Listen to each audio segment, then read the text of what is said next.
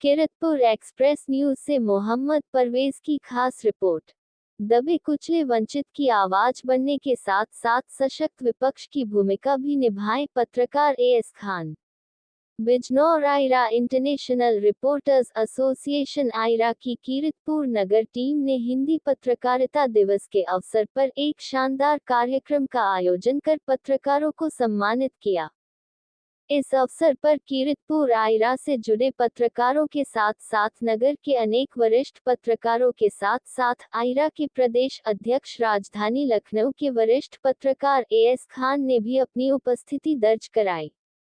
इस अवसर पर वर्तमान पत्रकारिता के स्वरूप, ग्रासरूट पत्रकारिता के जोखिम, पत्रकारों के निरंतर शोषण सहित पत्रकारिता से जुड़े अनेक मुद्दों पर पत्रकारों ने अपने विचार रखे।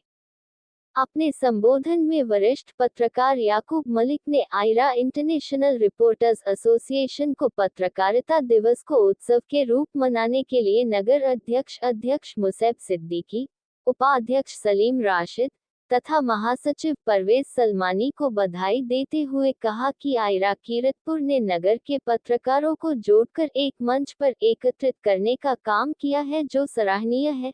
पत्रकारों को एकजुट होकर गरीबों पीड़ितों की आवाज को अपने अपने अखबारों के माध्यम से सत्ता के गलियारों तक पहुंचाने का काम करना चाहिए।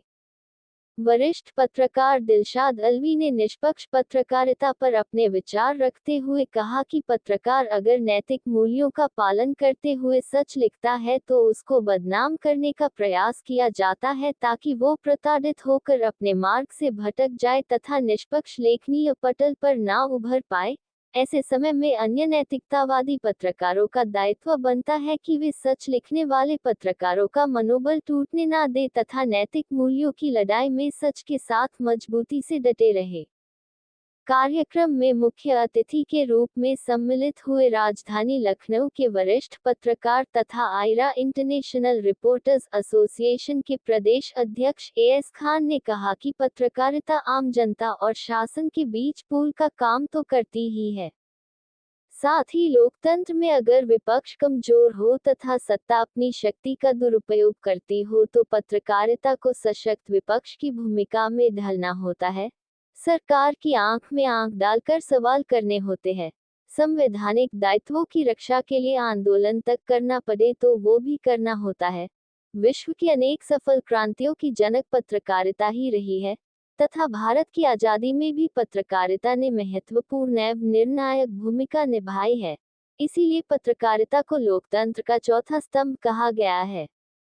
किंतु वर्तमान में पत्रकारिता मीडिया बन गई है बिना किसी ठोस नीति के रेवड़ी की तरह इलेक्ट्रॉनिक चैनलों के लाइसेंस बांटने से तथा स्पेक्ट्रम आवंटन में की गई धांधलियों ने पत्रकारिता को मंडी बना दिया है। अब उत्कृष्ट लेखनी वाले एक एक खबर के लिए महीनों घर परिवार से दूर भेस बदलकर अपनी जान जोखिम में डालकर बड़े बड़े खुलासे करने वाले खोजी पत्रकारों की कोई कीमत नहीं रही। मीडिया मंडियां सजी हैं जहां सड़ा गला कचरा अच्छी मार्केटिंग के माध्यम से बेचा जा रहा है। टीआरपी के खेल में पत्रकारिता अंतिम सांसें गिन रही है। अगर आप स्वयं को एक सच्चा पत्रकार समझते हैं तो कम से कम महीने में 2 खबरें आपको बिल्कुल नैतिक मूल्यों के दायरे में रहकर आलोचनात्मक पत्रकार की तरह लिखनी होंगी। हर पत्रकार यदि इस काम में प्रतिस्पर्धा करे कि वो प्रत्येक महीने 2 घोटाले खोलेगा या 2 पीड़ितों को न्याय दिलाएगा, शासन प्रशासन की कारगुजारी पर 2 फॉलोअप लिखेगा, तो यकीन जानिए एक बार फिर पत्रकारिता अपनी खोई हुई गरिमा को बहुत जल्द हासिल कर लेगी और एक बार फिर शासन प्रशासन चौथे स्तंभ के आगे नतमस्तक होंगे। श्री खान ने कहा कि पत्रकारिता स्वयं अपने आप में एक धर्म है। नैतिकता, निष्पक्षता, निर्भीकता तथा तटस्थता इसके सिद्धांत है। एक सच्चे पत्रकार के लिए संसार के तमाम नक्शे मात्र एक सब्जेक्ट हैं। पत्रकार को किसी से भी प्रभावित हुए बिना सच लिखना चाहिए, बिना परिणाम की चिंता किए। सच को थोड़ा बहुत प्रताड़ित तो किया जा सकता है, किंतु परास्त नहीं किया जा सकता। उक्त कार्यक्रम में आयरा किरतपुर नगर अध्यक्ष मुसैब सिद्दीकी, उपाध्यक्ष सलीम राशिद, महासचिव परवेज सलमानी सहित अन्य वक्ताओं ने भी संबोधित किया।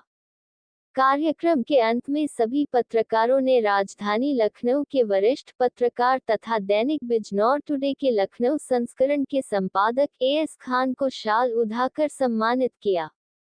उक्त कार्यक्रम में वरिष्ठ पत्रकार दिलशाद अलवी, वरिष्ठ पत्रकार याकूब मलिक, मोहम्मद मेहरबान, शमीम अंसारी, साबिर मलिक, आकल अली, मुसेब सिद्दीकी, सलीम राशिद, मोहम्मद परवेज आदि मौजूद रहे। आज हम लोग सब दिवस मना रहे हैं। पत्रकारिता एक पुल का काम करती है सरकार और आम जनता के बीच। पत्रकारिता का मूल उद्देश्य है कि सरकार की योजनाओं को जन जन तक पहुंचाना और जन समस्याओं को सरकार तक पहुंचाना। वहीं इसके साथ ही पत्रकारिता का एक और दायित्व है कि जब जब लोकतंत्र प्रणाली में विपक्ष विहीन हो, यानी विपक्ष कमजोर हो और सत्ता का दुरुपयोग हो रहा हो, तो इसी पत्रकारिता को पूर्ण विपक्ष की भूमिका में अपने आप को डालना होता है। यानी सरकार की कमियों को उभारना और आम जनता की पीड़ा को सशक्त माध्यम से अपने शब्दों के जाल से बुन के सरकार तक रखना। आज पत्रकारिता का जो स्तर है वो हम लोगों से किसी से छुपा नहीं है। आज पत्रकारिता में वो गरिमा नहीं रही, तो इसको उठाना, इसको संभालना और इस पत्रकारिता को इसके नैतिक मूल्यों में लाने का दायित्व भी हम ही और आपके ऊपर है। क्योंकि जब से प्रिंट मीडिया का प्रभुत्व थोड़ा कम होना शुरू हुआ, इलेक्ट्रॉनिक चैनलों का आगमन हुआ, उसके बाद से मीडिया मंडी की भेड़ चाल में पत्रकारिता कहीं खो गई। जब तक ये पत्रकारिता थी तब तक तो अपने नैतिक मूल्यों पर कायम रहा, लेकिन जैसे ही ये मीडिया बनी तब इसमें ब्रेकिंग का ऐसा दौर शुरू हुआ कि इसमें सड़ा गला, मीडिया मंडी में सड़ा गला सभी माल बिकने लगा। अब बड़े बैनरों को पत्रकार नहीं चाहिए होते हैं, उनको जो है मार्केटिंग रिप्रेजेंटेटिव चाहिए होते हैं, जो मार्केटिंग उनकी अच्छी सी कर सके और बाहर से बढ़िया पेट ला सके। तो ऐसे में आम जन की पीड़ा को कौन उठाएगा, जनता की समस्याओं को पटल पर कौन रखेगा। हम अपना फायदा और नुकसान ढूंढेंगे कि अगर हम इनसे बैर कर लेंगे तो हमारे 4 काम रुक जाएंगे, और जनता के जो 40 काम रुक रहे हैं उसको कौन उठाएगा। उसकी आवाज़ उसको बनना है, हमको और आपको ही बनना है। ज़्यादा समय न देकर मैं इतनी सी बात करूँगा कि हम लोगों को कम से कम ये ठान लेना चाहिए कि महीने में हम कम से कम, ज़्यादा नहीं, 2 या 3 खबरें हम निगेटिव लिखे ही लिखेंगे। जब तक कि आप सामने वालों को भी ताकत नहीं दिखाएंगे तो इसी भेड़चाल में आप गुम रहेंगे। मैं भी एक छोटा सा पत्रकार था, हालांकि बहुत काफ़ी समय हो गया, हमको भी लगभग 30-32 साल हो गए हैं। छोटे से स्तर से शुरू किया था, बिल्कुल भेड़चाल में घुसा हुआ था। लेकिन जिस दिन से हमने कोशिश करी कि हम आम जनता की आवाज़ उठाएंगे, हम किसी से नहीं डरेंगे। हमारे लिए सब सब्जेक्ट है, कोई भी हो, हमारे सब्जेक्ट इसका कोई महत्व नहीं है। और हम जो सच है वो लिखेंगे। अगर आप गलत करोगे हम आपकी आंखों में आंखें डाल के लिखेंगे। आप मुकदमा करो, हम मुकदमा लड़ेंगे, हम अपने तथ्य है वो कोर्ट के सामने रखेंगे, लेकिन हम आपके डरेंगे नहीं। तो जब हम ये सोच लेंगे तब हमारी आवाज़ को लोग सुनेंगे, हमको भीड़ से अलग देखेंगे कि नहीं यार इससे नहीं, इसकी बात सुनो वरना ये कल को कुछ और लिख डालेगा।